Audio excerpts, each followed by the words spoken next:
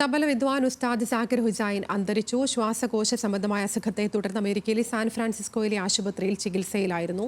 പത്മശ്രീ, പത്മഭൂഷൺ, പത്മവിഭൂഷൺ പുരസ്കാരം നൽകി രാജ്യം ആദരിച്ച പ്രതിഭയാണ് വിടവാങ്ങിയത്.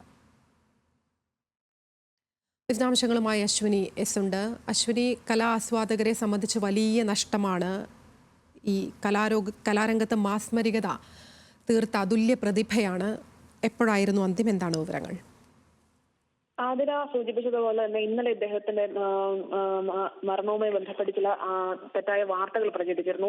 കേരളത്തിലെ മാധ്യമങ്ങളടക്കം അത് നൽകേണ്ടി വന്നു. അത് ഇൻഫർമേഷൻ ബ്രോഡ്കാസ്റ്റിംഗ് മിനിസ്ട്രി അടക്കം അദ്ദേഹം മരിച്ചതായി വാർത്ത നൽകിയിരുന്നു. ഇതേ തുടർന്നായിരുന്നു ഇത്തരത്തിലൊരു തെറ്റായ വാർത്തകൾ പ്രചരിച്ചത്. എന്നാൽ അത് അദ്ദേഹം ജീവനോടെ ഉണ്ടെന്നടക്കം അദ്ദേഹത്തിന്റെ ബന്ധുക്കൾ അറിയിച്ചതിനെ തുടർന്ന് ആ വാർത്ത പിൻവലിക്കേണ്ടിയും വന്നിരുന്നു.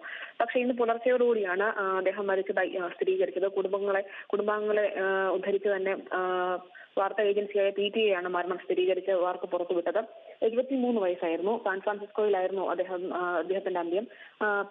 ഇഡിയോപ്പതിക് പൾമിനറി ഫൈബ്രോസിസ് എന്ന അസുഖത്തെ തുടർന്ന് ചികിത്സയിലായിരുന്നു. ഹൃദയ സംബന്ധമായ അസുഖത്തിനായിരുന്നു ആദ്യമേ ചികിത്സ തേടിയതെങ്കിലും പിന്നീട് ശ്വാസകോശ സംബന്ധമായ അസുഖം രൂക്ഷമാവുകയായിരുന്നു എന്നാണ് നമുക്ക് ലഭിക്കുന്ന വിവരം. അന്തർദേശീയ തലത്തിലടക്കം, അതായത് സംഗീത രംഗത്തെ അദ്ദേഹത്തിന്റെ പ്രവർത്തനങ്ങൾ എന്ന് പറയുന്നത് ഇന്ത്യയിൽ മാത്രം ഒതുങ്ങിയിരുന്ന ഒരു വ്യക്തിയായിരുന്നില്ല സാക്കിർ ഹുസൈൻ. അന്താരാഷ്ട്ര തലത്തിലടക്കം അദ്ദേഹത്തിന്റെ പ്രവർത്തനങ്ങൾ അല്ലെങ്കിൽ അദ്ദേഹത്തിന്റെ സംഗീത മാസ്മരികത ഏറെ ശ്രദ്ധ നേടുകയും ചെയ്തു. അഞ്ചോളം ഗ്രാമി പുരസ്കാരങ്ങൾ അദ്ദേഹം നേടിയതും അതിന്റെ ഒരു തെളിവ് തന്നെയായിരുന്നു. കഴിഞ്ഞ വർഷമാണ് ഗ്രാമി പുരസ്കാരം 3 ഗ്രാമി പുരസ്കാരങ്ങൾ അദ്ദേഹം നേടിയത്.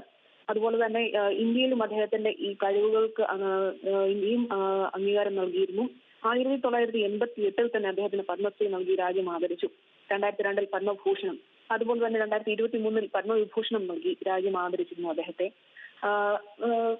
സാക്കിർ ഹുസൈന്റെ ഒരു ജീവിതം എടുത്തു കഴിഞ്ഞാൽ അദ്ദേഹം വന്നത്, അതായത് പിതാവായ അല്ലാ രക്ഷാനിൽ നിന്നാണ് അദ്ദേഹം തബല പഠിക്കുന്നത്. തുടർന്ന് അദ്ദേഹം തബലയിൽ അല്ലെങ്കിൽ ഹിന്ദുസ്ഥാനി സംഗീത രംഗത്ത് തന്റേതായ ഒരു ഇടം അദ്ദേഹം വളരെ ചെറുപ്പത്തിൽ തന്നെ പതിപ്പിക്കുകയുണ്ടായി.